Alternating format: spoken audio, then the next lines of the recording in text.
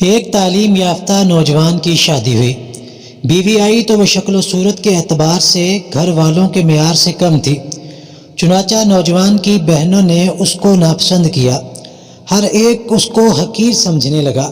سب کے نزدیک وہ ایسی بن گئی جیسے کہ وہ کوئی نامطلوب چیز ہے جو گھر کے اندر غیر ضروری طور پر داخل ہو گئی ہے۔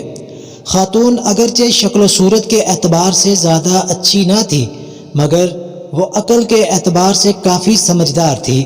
اس نے لوگوں کے سلوک کا برا نہ مانا۔ وہ جانتی تھی کہ شکل و صورت وقتی چیز ہے اور زیادہ پائیدار چیز انسان کا عمل ہے۔ اس نے فیصلہ کیا کہ وہ اگرچہ صورت کے اعتبار سے گھر والوں کے لیے محبوب نہ بن سکی، مگر وہ عمل کے اعتبار سے گھر والوں کے لیے محبوب بنے گی۔ اس نے خاموشی سے گھر کا سارا کام سنبھال لیا۔ گھر کی دیکھ بھال، مہمانوں کی خدمت، باورچی خانے کا انتظام، ہر ایک کی ضرورت، فرمائش وغیرہ پوری کرنا اس نے اپنی ذمہ داری سمجھ لی۔ اس نے گھر کے ہر کام کو اپنی ڈیوٹی سمجھ لیا، خواہ اس کے لیے اس سے کہا گیا ہو یا نہ کہا گیا ہو۔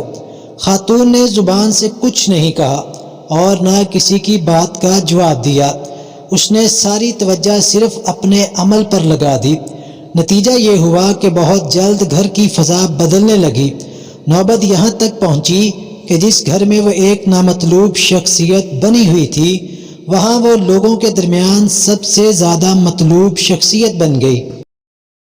یہی زندگی کا راز ہے۔ گھر کا معاملہ ہو یا بستی کا معاملہ یا پورے ملک کا معاملہ، ہر جگہ عزت و مقام حاصل کرنے کا واحد بے خطا راز یہ ہے کہ آپ یہ ثابت کر دیں کہ آپ لوگوں کی ضرورت ہیں، اور لوگ یقینی طور پر آپ کو نہ صرف عزت کا مقام دیں گے بلکہ وہ آپ کے پرستار بن جائیں گے۔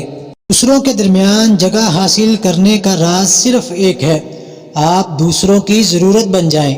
اگر آپ دوسروں کو یقین دلا دیں کہ آپ ان کی ضرورت ہیں، تو دوسروں کے لیے ناممکن ہو جائے گا کہ وہ آپ کو نظر انداز کریں۔